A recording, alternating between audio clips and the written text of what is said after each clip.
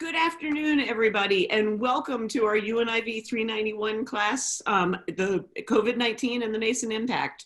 We are happy to have you back again, and we have yet another, one of the most interesting things about what we're doing right now is how topical our speakers have been, and we have yet another fantastic talk for you today that I know is going to be interesting to you because you've recently been in the school systems or you might be connected with kids that still are.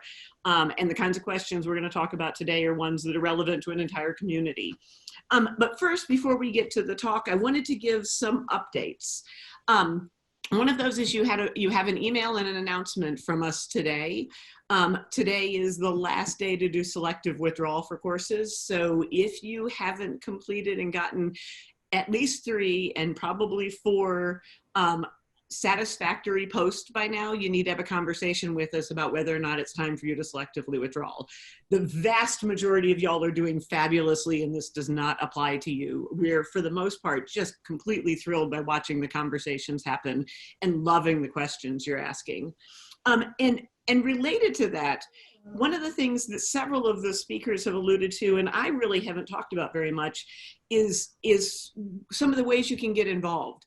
So my role is Associate Provost for Undergraduate Education, which is one of those amorphous things for most students that is like, oh, it's like kind of like a semi-principal, right? But one of the things we do is I'm in charge of the undergraduate curriculum, the way the courses are put together that you take, the Mason core that you take. But in addition to that, my office is in charge of undergraduate research opportunities, in addition to civic engagement opportunities. And so what that means is we talk about the Mason impact, your opportunity to have an impact in the world. And one of the ways to do that is by being involved in the research that we do at Mason. And it's one of the purposes of the course we're offering is for you to see that even as a big research university, there's a place for you to make an impact, and you can meet our faculty who are doing that every day. So oscar.gmu.edu is the email address for what's our Office of Student Scholarship, Creative Activities and Research. And even new students, we always say it's not too late or too early to get involved in work that your faculty are doing. And so I wanted to let you know that we have opportunities if you're a work study student, so you've got financial aid that would allow you to do work study. You can work for a faculty member on some of the research that they're doing. You can apply for grants. When we eventually travel again, you can travel to present research that you've worked on. So, and we're one of the best known universities in the country for undergraduates to be directly involved in the research. We actually have won national awards for it. And a lot of students say, how do I get involved? And I've been asking each of the speakers to talk a little bit about this. One of the things to know is that you can talk to your faculty members. It's the most important way you can do this, is you find a faculty member that you really connect with, talk to them about the subject, and ask them about ways to get involved. Another way is to look at Handshake, which is our university database of job opportunities. On-campus jobs, especially work-study jobs for faculty, are often posted there. So those are 2 things that I really want you to know. There are a ton of ways to get involved and make an impact at Mason. And so, but when our faculty specifically talk about Oscar, they're talking about these undergraduate research opportunities. And we encourage you, early or late, to get involved. And some of your questions have shown how good you are at asking the right kinds of questions, about being able to think deeply about things and think about the next step and the next question. So I wanted to remind you of that. I also wanted to say one of the things, we're halfway through the semester at this point, which is hard to imagine. I've been reminding you each day about separating the chat, which is really about course like logistics, from the Q&A, which is about the questions that you want to ask the speaker for the day. And I continue to encourage you to ask those questions. We're getting 60 to 80 questions each time. Lots of you are thumbing up the questions. It really helps me think about how to ask questions of the faculty members. So I encourage you to continue doing that. The thing I did want to talk about was, in the chat, y'all are often asking questions that have already been answered or are answered in the syllabus. And we're halfway through the semester now. And you're also going to be working a lot online in general. So I wanted to lay the groundwork for, in the same way that when you're in a big class and you're having a conversation with the person next to you, even if you don't think it's that distracting, believe me, as a faculty member, it is distracting. We see you do that. And the same thing is true when you're in an online class. So I wanted to ask that you tamp down the number of chats that you're doing about logistics, that you could look at the syllabus or be able to see what's in the frequently asked questions, or email us with, so that we're getting fewer of the kind of distracting questions in the chat. Or you can hang on right to the end of class and then ask the TAs directly there, so that we're spending more of our time paying attention to the presenter and what they're talking about. So those are all the kind of announcements I have. We're really lucky today to be able to hear from Dr. Mark Ginsberg. I've known Mark for years. He and I came to Mason about the same time. And I really respect him. He was Dean of our College of Education and Human Development until just recently when he was named interim provost. And one of the things I've been excited about working with him is he's been known statewide in Virginia on working on the teacher shortage in Virginia. So there are areas of Virginia where there are not enough teachers for the number of students that are coming up. And one of the things he's helped do is in Virginia, and he may correct me if I say this wrong, but in Virginia, you couldn't get an undergraduate degree and be a licensed teacher several years ago. And that led to part of the teacher shortage. One of the things he's helped do is coordinate all the colleges in Virginia to work with the state. So now there are undergraduate degrees that lead to being a teacher directly. And we're launching those this year. So if you're one of those students who's interested in teaching, you may well be in the School of Education and Human Development this year. But today he's really going to be talking about sort of laying the groundwork for what's happening in public education. I said K through 12, he's got it on his slide as P through 12 education, and sort of what's the groundwork of how does that work normally, whatever normal used to be, and then how we're facing and how the school systems are reacting to COVID-19. I know many of you were in the K through 12 system when it shut down last year. You've got siblings or kids of your own who are in these schools right now, and this is changing literally hour by hour at this point. So I'm really looking forward to hearing Mark. So Dr. Ginsberg, I'm going to hand it over to you. Well, thanks very much, and nice to be with everybody today.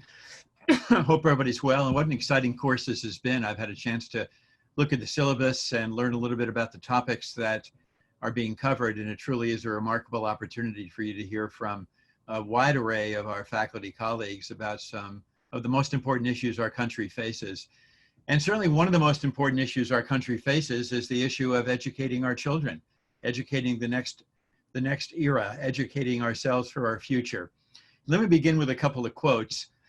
I promise we'll get to the COVID work in just a little while, but I think it's very important to set a framework, to set a grounding for public education in the United States today, to try to get to an understanding of what COVID-19 has meant and the consequences of the pandemic on the disruptions to education as we have known it. So beginning with a quote from Nelson Mandela, obviously one of the world's great humanitarians and one of the great leaders of the 20th century and 21st century. Education is the most prominent and most powerful weapon that we can use to change the world. And of course today, as education has been disrupted in every nation on earth, it's been disrupted materially here in the United States, the ability to use education as a world-changing tool also has been disrupted. Barack Obama, when he was president of the United States, said that the nation that out-educates us today will out-compete us tomorrow. That too is true. And as we've developed in the United States, one of the most well-regarded educational systems in the country, it's no surprise that we've developed an economy that's one of the strongest in the world. There are many, many challenges with organizing and administering and providing education to young people across the country.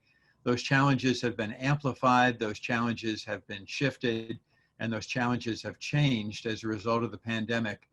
But the challenges remain at its heart, the challenge of how do we go about appropriately and successfully educating the next generation of citizens.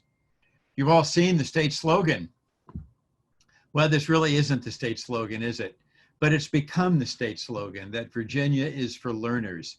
And those of us involved in the P-12 systems in Virginia have been very clear that Virginia is a state that is very much focused on learning and development and providing the most successful and opportunistic school structures and school systems for the students throughout the country, throughout the nation, but certainly here in Virginia. And we do have some of the best public schools in the state. So what I'm going to ask you to do for the next about half an hour is to come with me on a big yellow school bus. This big yellow school bus is going to seat a few of us compared to what it might have sat just a few months ago, but it's still the primary mode of transportation that students come to school in the Commonwealth of Virginia. And in fact, one fun fact about school buses is that the Fairfax County Public Schools, which is the largest public school system in Virginia and the 11th largest public school system in the United States, Fairfax County Public Schools actually has more buses than does Greyhound. There are more buses that Fairfax County Public Schools operate on a daily basis than Greyhound owns and operates across the United States. Let's talk a little bit about school governance.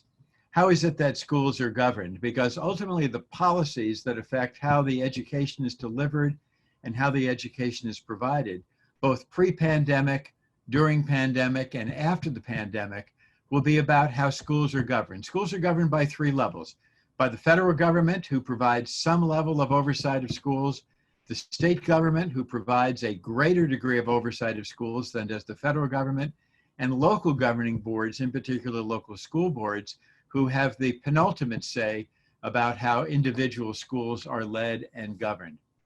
The federal governance functions are related to a small amount of funding, a minuscule amount of funding that comes from the federal government.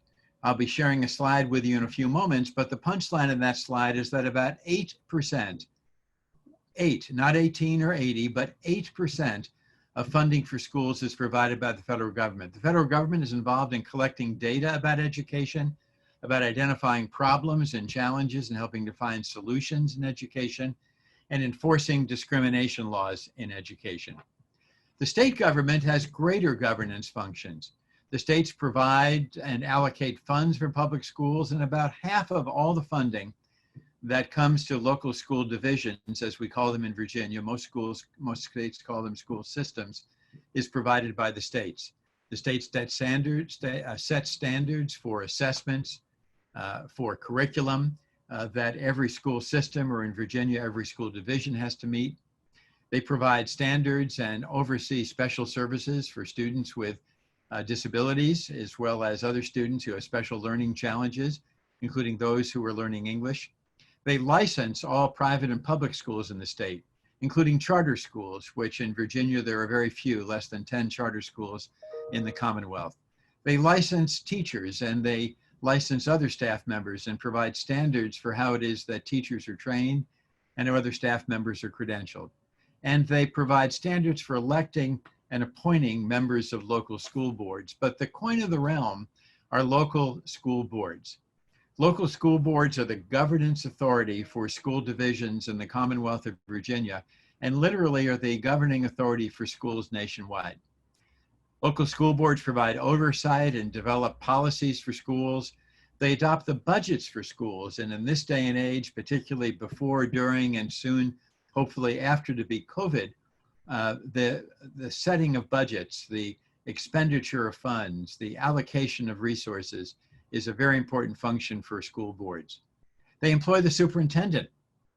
They choose the superintendent, and the superintendent is the chief executive officer of the school division, and they also employ others, including teachers. They direct and adopt curriculum. They accept bargaining arrangements. We don't have public unions in Virginia, but they do set contractual terms. And they determine policies that guide the hiring of all district staff. Perhaps one of the most important functions, as I alluded to just a moment ago, that local school boards are involved in is in allocating resources. And I said earlier that about 8% of the funds that come to local schools, that fund the schools in our community and fund the schools in every community across the United States, are provided for by the federal government. So when the President of the United States says he will withhold funds for schools that don't meet the requirements that he has for schools to make important strategic decisions for themselves, such as the reopening plans in response to the epidemic, he's talking about withholding in total, about 8% of funding for schools, about 92% coming from other sources.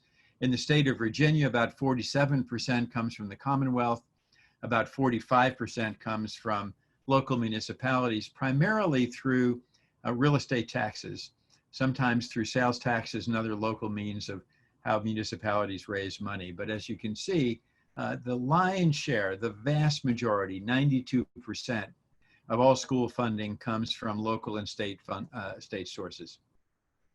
So the context is really complex. Students and schools, the importance of schools to communities, and schools are the bedrock of every community. The capacity that schools have and the capacity that schools develop in terms of the resources they provide, in terms of the teachers, the curriculum, the supplies, the buildings, the facilities, are all important bedrocks of every community in the Commonwealth and every community in the country. But there are multiple challenges and multiple imperatives. And one of the primary imperatives during this time of COVID-19 is to assure and affirm the health, the safety, and the welfare of students at a time when the responsibility for educating students has not been diminished. And this is the reason we do it. You can see just this small group of students coming from different areas of the world, probably different racial and ethnic groups.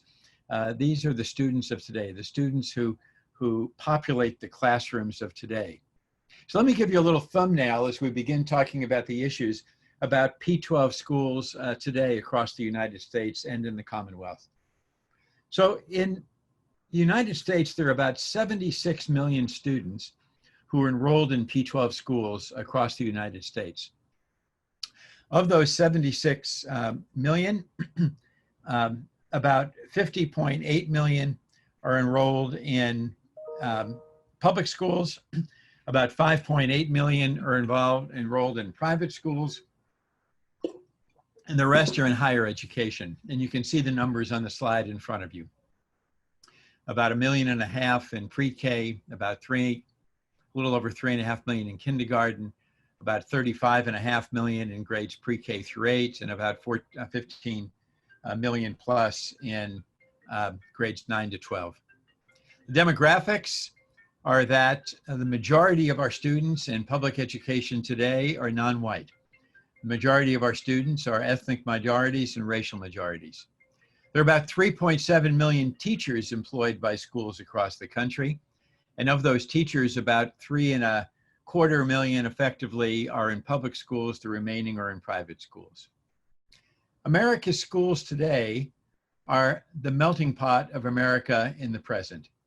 A majority of our students are students of color who are non-majority students, and they are indeed today's melting pot. And as Horace Mann, the great education reformer of the 19th century, in the New York City area, who is one of the great public policy advocates for education in the century before the last, said, education is indeed the great equalizer.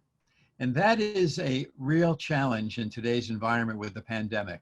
We know the pandemic is disproportionately affecting non-majority individuals, but we also know that the pandemic in terms of schools and its impact on schools are vastly disproportionately affecting students of color and students from minority racial and ethnic populations.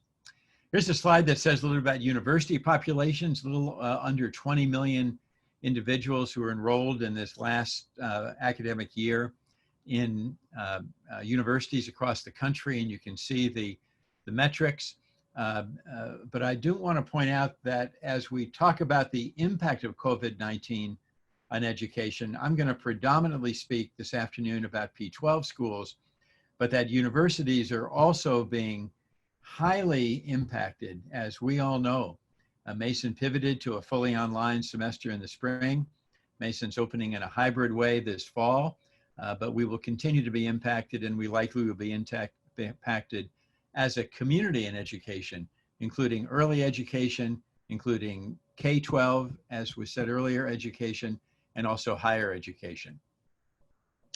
Here are just a couple of schools to give you a sense of what we're talking about. An elementary school, a couple of elementary schools, a middle school, some young students in a middle school hanging out by their lockers. This may be you, not too many years ago. A modern high school, modern interior of a high school, and schools in the US, to give some sense of how many there are almost 131,000 P-12 schools as of 2018 in the United States. And you can see the breakdown of where they are in terms of the level in which they come at. About 88,000 and at the elementary level, about 27,000 at the secondary level, almost 16,000 that are combined elementary and secondary, predominantly in rural areas. There are almost 13,600, 13,598 to be precise, school systems in the United States. There are 133 school systems in the Commonwealth of Virginia. In Virginia, school systems predominantly are at the county level. That's the case in a number of states, but not all. There are many states who have school systems that are in much smaller clusters of populations. New York State, for example, has many, many more school systems than the Commonwealth of Virginia, with very small school systems together with much larger school systems. In Northern Virginia, to give you a metric here, three of the largest, in fact, the three largest school divisions in the Commonwealth of Virginia are in the Northern Virginia region, Fairfax County, with 222 schools and over 190,000 students. Prince William is the second largest school system in Virginia. Prince William County Schools with almost 91,000 students and 94 schools. And Loudoun County is the third largest school division in the Commonwealth of Virginia with almost 81,000 students and 93 schools. So you can see that the schools of Northern Virginia are the leaders of the pack, if you will, both in terms of size and the number of schools. And each of these systems, by the way, have all decided to begin the school year virtually. The average enrollment of a school in the United States is 528. But going back to the last slide, you can almost imagine, if you think of the management task of leading 220 schools with almost 190,000 students on a daily basis, what's required to make massive fundamental shifts in the way in which that education is provided and delivered, and to do that on almost a moment's notice. That's what happened in the spring, and that's what's happening as we plan for the fall. P-12 enrollment in Virginia, by the way, is about 1.3 million in terms of the number of students as of 2017. That's the most recent data I've been able to get from the state in terms of the number of P-12 students in the Commonwealth of Virginia. And then there's early education, which is contextually even more complicated. In early education, there are over 850,000 early education programs and centers in the United States, over 850,000 early childhood programs and centers in the United States, with over 1,600,000 children enrolled in early education programs. And early education programs are both the cornerstone of education and giving children a good and strong and healthy start, but also in providing the opportunities for parents to engage in the economy, to work full-time or part-time, to have confidence that their children are being cared for as well as being educated while they're at work. Children birth through the age of 5 when they enter the public school system, in some states entering the public school system at age 4 in pre-K programs. Here's a typical pre-K group. And for those of you who have children, you know for sure the importance of pre-K. For those of you who were in pre-K, which is probably most of you in the class, you probably remember fondly back to your days in early education settings. But for families, it's a cornerstone both of education and a cornerstone of the economy. And was said earlier, there remains a fabulously complicated shortage of teachers in the United States and in the Commonwealth of Virginia. Schools are settings that promote learning and development in the cognitive sphere, that is what we know and what we learn intellectually, learning in the social and emotional sphere, that is our behavior and our ability to interact well with each other in our world, in the physical sphere and how it is we're developing our bodies as well as our minds. But schools also are key ingredients in communities, key cornerstones in communities for economic stability for families and for economic stability for communities. In Virginia, by the way, speaking of early education, there are almost 500,000 children under age 5. Over 500,000 children under age 5 who are being cared for, who are learning in pre-kindergarten and early childhood centers and programs, including family child care programs and in-home family-based care programs in our own Commonwealth. And effective schools have a variety of elements which help them to succeed. These are just a few, but again, I want to give you a little bit of a context as we talk about the impact of COVID-19. So as we begin to move into that, what are the building blocks for school and student success? I think there are really three major building blocks. People, that is teachers, administrators, and others who work with our students in the schools. Programs, the way in which programs are organized, and facilities. Those are the elements of success. And each of those, the people who teach and work in schools, the programs that we've organized in schools for students, and the facilities that we have for our students in schools have all been significantly disrupted, significantly impacted by COVID-19. As we think about what schools are providing, we're providing to our students what we call 21st century skills. You see them before you. And these are the kinds of things that are absolutely essential to be able to provide for schools, whether they're provided in a school building, whether they're being provided by a teacher face-to-face with a student, or whether they're being provided virtually and remotely online. And that's the challenge for schools, how to have continuity during an era of disruption and discontinuity. It is one of the toughest things that we've faced in our country, perhaps over the last 100 years. And to do so knowing that the children in our schools and our schools have become more inclusive, they've also become far more diverse.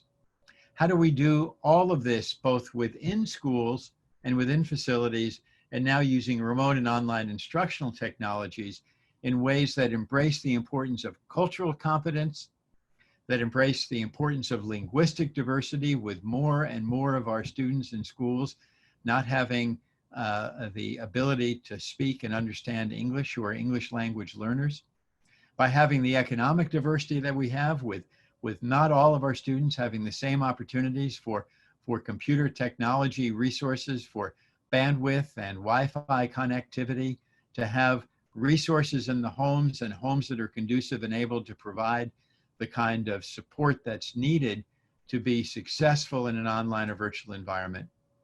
And then students who have special needs, students in special education programs, students who are on the spectrum, the autism spectrum, students who may have visual handicaps, students who may have hearing handicaps, auditory handicaps, students who may have emotional difficulties, and students indeed who have learning difficulties, ranging from those that we consider to have what could be considered mild disabilities on the spectrum, but important and consequential disabilities for students, to those who have major disabilities in the intellectual sphere, who may need one-on-one instruction and very specific patterns of instruction to be successful. I often said that, and I've often said in many talks that I've given, that we talk a lot about school readiness. And when we talk about school readiness, people often talk about how it is we get kids ready for school. I think in this era, when we talk about school readiness, we ought to talk about the reverse. We need to talk about how it is that we create opportunities for schools to be ready for kids.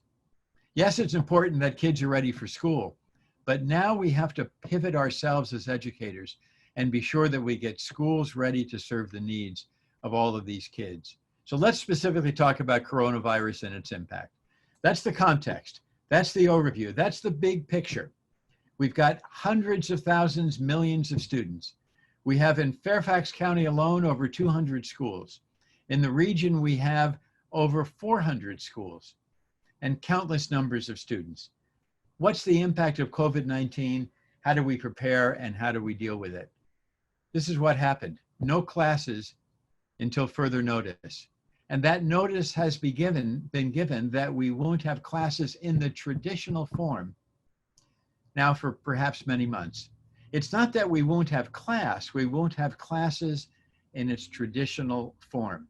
And that's the reframe that we have to continue to remind ourselves, that we're adapting, we're using, and we're trying to adjust both faculty and staff, both schools and administrators, and families and children.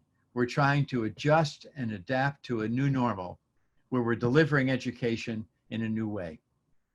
It's the big pivot. We began the big pivot in the spring. We continued the big pivot over the summer. And now it appears like we're going to have to continue to pivot in the fall. Now, let me give you another baseline. In 2017, 21% of all the schools in the country offered at least one online course. They offered at least one online opportunity for their students. Now, here's the caveat. Almost all of those schools, when they offered at least one online course, they actually offered only one online course. Not many, but in most cases, one. The pivot has been major because virtually every school system in the country has moved from offering perhaps one online course to offering every course online. So what are some of the challenges? Because there have been relatively few solutions. Well, technology has been a challenge. How do you assure that every child has the technology to be able to access with appropriate bandwidth and speed the essential information and the essential opportunity to participate in school? Because we know it's not just about correspondence school giving information, it's about engaging with teachers, engaging with other students, and becoming part of a learning community. We know in New York City, for example, that it's been estimated that up to 20 or 25% of the students in New York City schools never connected with their school after the pivot occurred. Never connected with their teachers, never connected with their schools, were basically lost in space. Upwards of 20 or 25%, the estimates are. Pedagogically, we've asked teachers who've had relatively little to no training in online education to pivot overnight and now to plan for education beginning in the fall that's going to be remote and online. Doing that is complex. Doing that is Herculean. Doing that, I'm going to submit, is frankly nearly impossible. How do we meet student needs and faculty needs? Now, I was going to talk about the fact that schools are trying to open in a hybrid fashion in some locations, and they're still trying to do that in many locations. Here in Northern Virginia, we've pivoted back for the moment. For the moment, we've pivoted back to all online, but that could change depending upon conditions. How do we address different learning styles? You have a different learning style from me, and you have a different learning style both from me and the person online with you in the next virtual seat that we have. How do we address individual learning needs when we create an online learning environment that's not built for individual needs necessarily? How do we build that online learning environment to address individual needs? And the differences between individual and family resources, the support that you get, the support that children get at home. And you know the difference between the support that a 4-year-old or a 5-year-old or a 6-year-old needs is very different from the support that a 12-year-old needs, very different than the support that a 16-year-old needs in 10th grade or a 17-year-old in 11th or 12th grade. Cohort issues between young children in the early education sphere, providing appropriate early education for a 3-year-old versus what we provide for a high school student. And again, special education. How do we provide education so that all have access? At George Mason, we often talk about access to excellence. I want to talk about in the P-12 world, providing access at all. And when we have access, to provide access so that individual needs and individual learning styles are taken into account. And what about English language learners who are themselves not proficient in English to be able to understand on a regular ongoing basis what's being said or told to them? How do we adjust and adapt for that? These are complicated issues. Career and technical education. We have hundreds of thousands of students across the United States who are learning skills and trades in school, who don't have the opportunity to pivot to learning skills and trades, vocational education. We call it now career and technical education in schools. How do we do that? Then there's testing and career prep. Many universities have gone to SAT and ACT optional. What about testing generally? Testing in a high school class, a high school algebra class, or a middle school history class. And by the way, many of our students today rely upon our schools for nutrition. Schools are one of the largest providers of food in the country. School lunches, school breakfasts, providing food for families. We've tried to do that in a consistently sustained way during the pandemic, but it's awfully challenging to do, to be sure that children have the nutritional value they need on a daily basis, because schools is one of the largest providers of food in the country. And they're also one of the largest providers of health services. How do you pivot to provide telehealth for a 11-year-old where some of his or her healthcare is being provided in school? And finally, let me say that we've known for many, many years as educators that families who are engaged with their children's school, who are engaged with their teacher, who are engaged in their school's classroom, are students who generally do better and are more successful learners. How can we create opportunities for family engagement in an era where we're pivoted to remote and online learning? These are some of the imperatives we face. These are some of the challenges we face. It's certainly essential that we cannot and should not open schools unless we can provide a healthy and safe environment for everybody, for students, for faculty and staff, for families and the community. It's certainly important that we provide education and we assist and promote the development of students in schools or out of schools, but through schools, whether it's on-site or online. It's certainly true that families rely upon schools for the care of their children on a daily basis to provide appropriate care, safe care, confident care that's also educational. How can we do that in a way that provides the opportunities for families to go to work when many, many family members have to go back to work and students aren't able to go to school? These are the imperatives. And frankly, the politics of our nation have interfered with these imperatives. And I'm not going to talk about politics. I'm not going to take political perspectives in this talk, because that's not what the talk is about.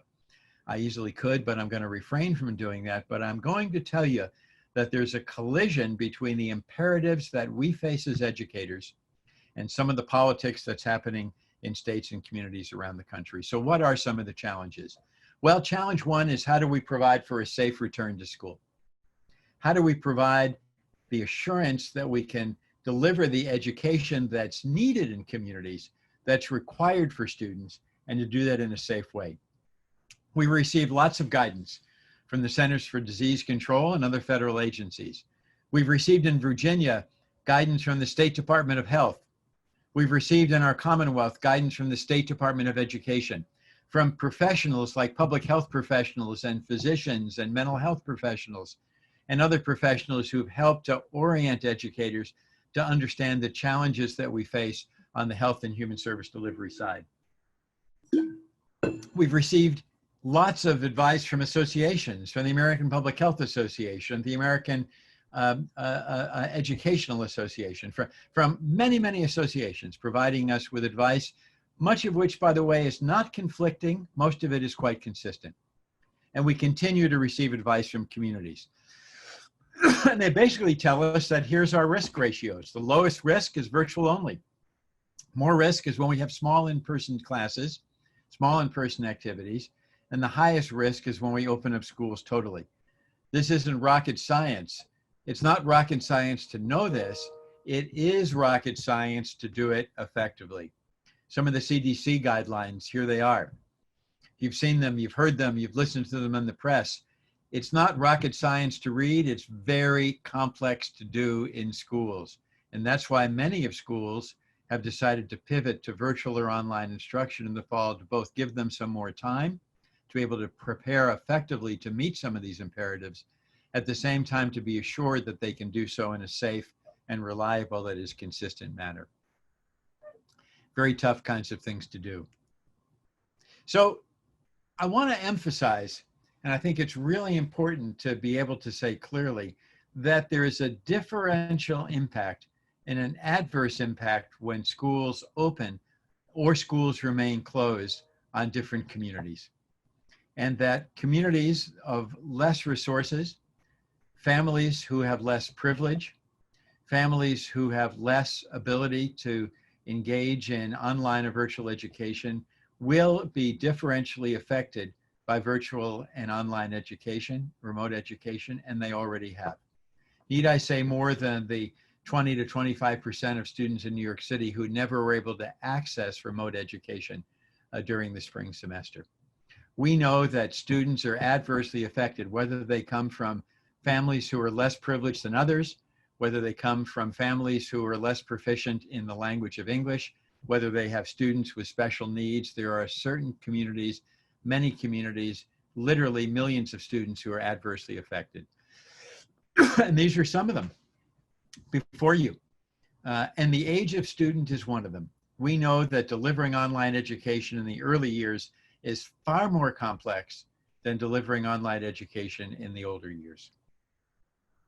We know too that there are learning lapses and students regress if they don't have consistent, ongoing, sustained education, if they don't leverage the learning from the past year over the next year, that their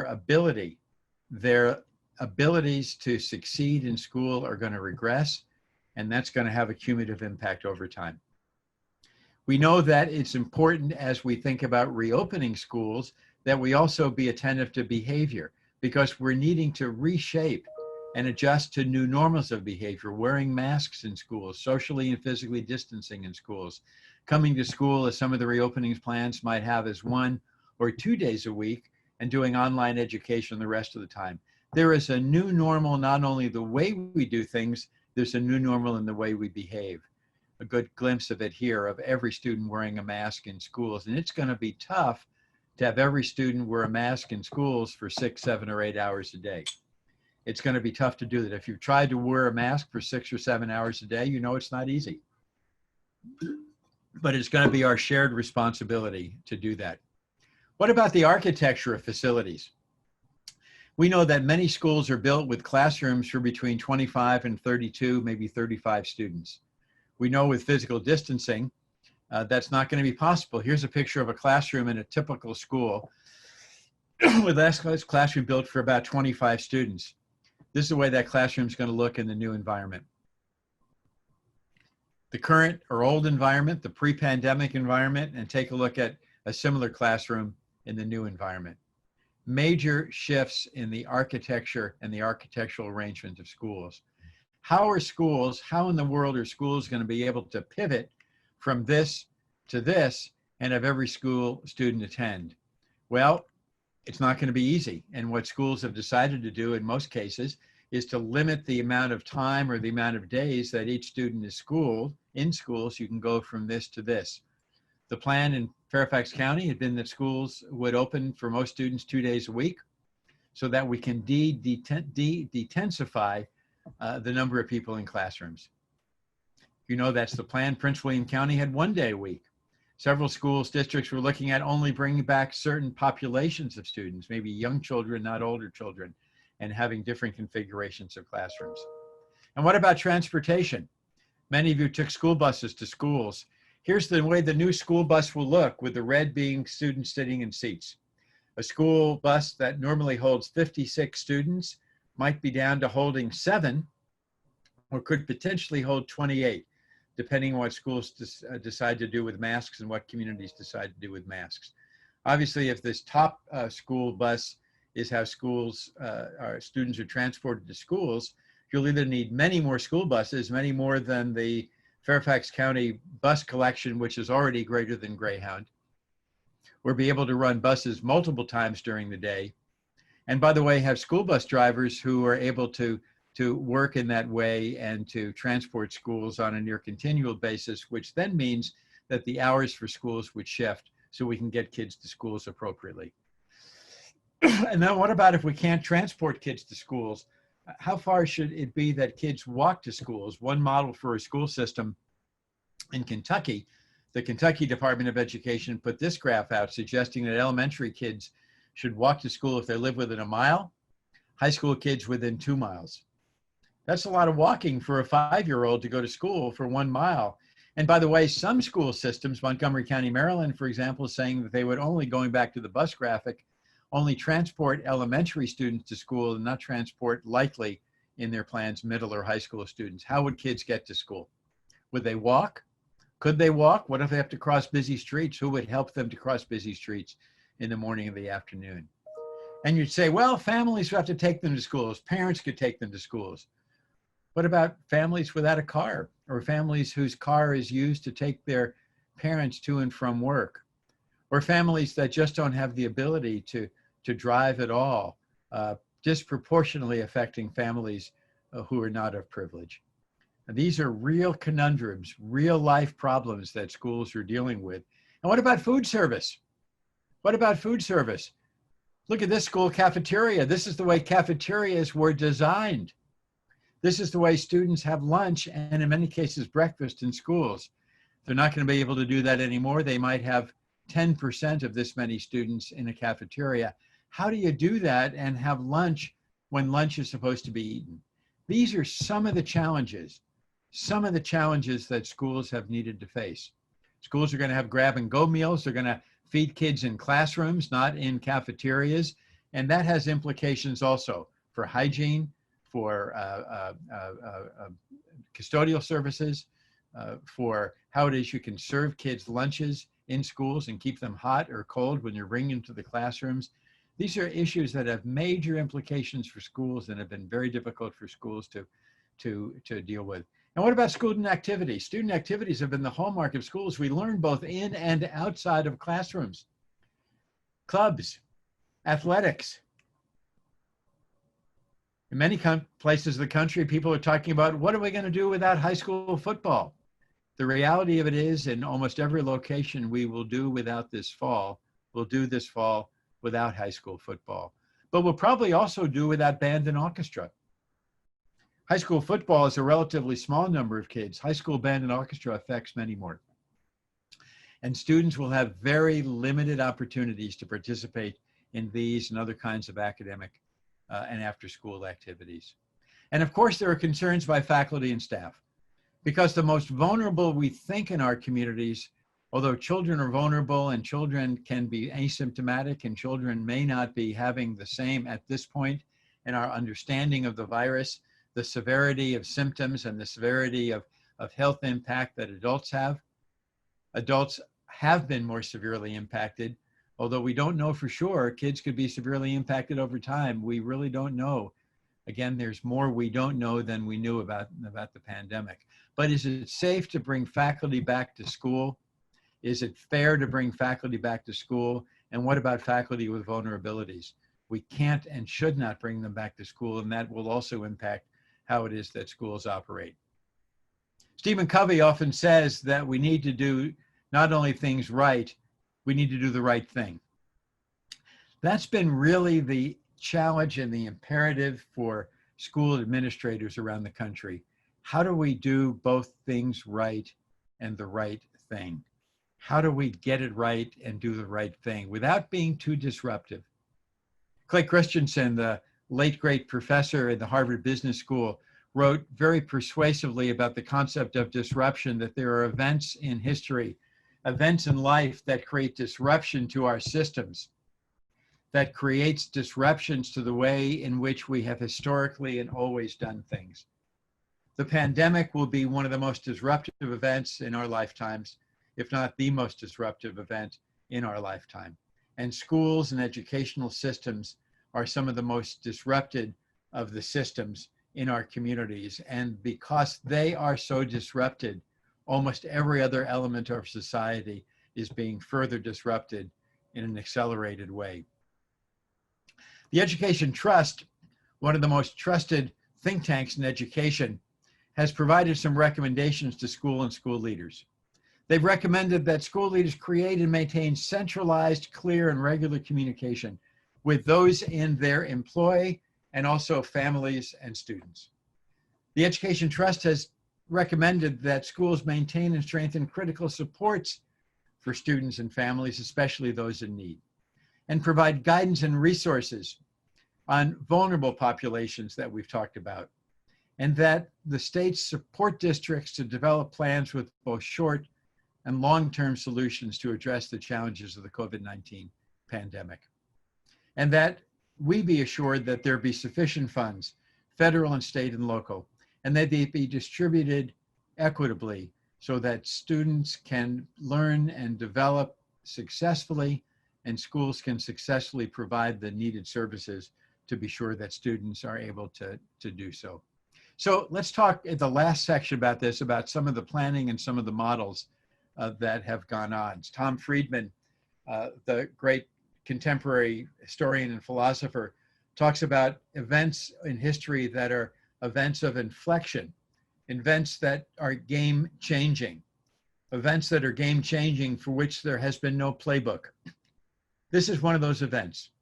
It is game-changing, it is life-changing, and there is no playbook.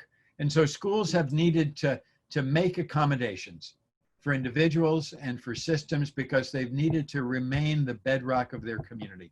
So here's what schools have done. Now, you know, because you listen to the news every night the way I do, that schools are under tremendous pressure in many communities to reopen, and that school leaders have resisted that pressure because they both want to do things right and they also want to do the right thing. They want to do things right and they also want to do the right thing. Many schools have decided to open in a hybrid or part-time way. Increasingly, schools, particularly in hotspots around the country, across almost the entire state, if not the entire state now of California, across much of our region, across many of the states and localities across the country, have decided to begin the school year in a virtually remote format, but reserving the opportunity to return and pivot back to an on-site format, likely in a hybrid component over time. Some schools and some states have decided to open fully, although they're becoming fewer and far between. And other states and other communities, because at its heart, this is a local decision. States can mandate what they want local districts to do, but local districts under law in virtually every state have the authority to make decisions for themselves. School systems and school governance is locally determined in most jurisdictions, locally determined governance. And so many students and many schools are reopening to go back part-time, to have schools, as was the case up until this afternoon in Fairfax County. Parents could choose to have their students, their children, attend schools fully remotely online if they choose, or to go back in a hybrid fashion. In the case of Fairfax, it was going back 2 days a week over the course of each week. In the case of Prince William County, it was going back 1 day a week. In the case of Loudoun County, I think it was to be 2 days a week. In the case of Montgomery County, Maryland, it was to go back sequentially to beginning with the youngest students, to beginning with 6th and 7th graders and 9th graders, and then ramping up to more and more students coming back in this hybrid fashion, with students going back 2 days a week for 1 week, and then 1 day a week for 2 weeks, and going back kind of in thirds, dividing the population into segments. There are many, many different models. Despite the fact that there are many models, there are singular challenges. The challenges are not too distinct between districts. The challenges of avoiding adverse impact, the challenges of providing a quality, accessible education for all, the challenges of being sure that if students are participating in online or remote instruction, that they have the tools and the resources to do it. Assuring that if teachers are providing online education, they have the knowledge, skills, and abilities to do that.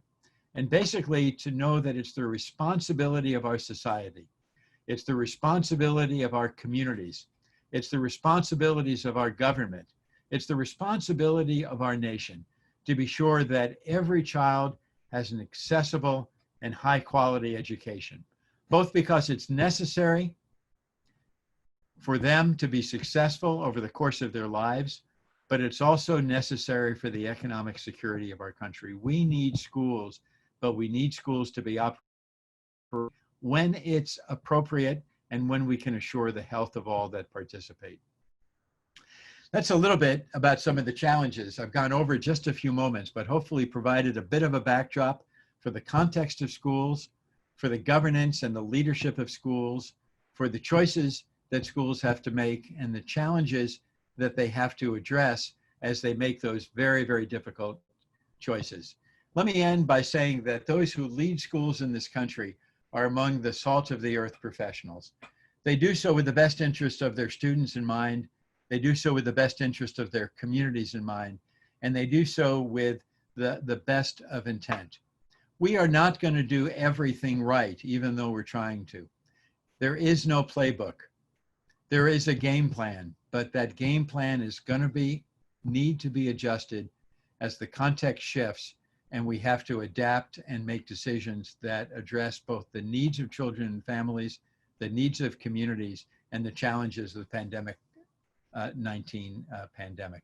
So with that, let me stop. I'm sure there's lots of questions. I'm happy to address any of them and to open it up. And thank you very much for the opportunity.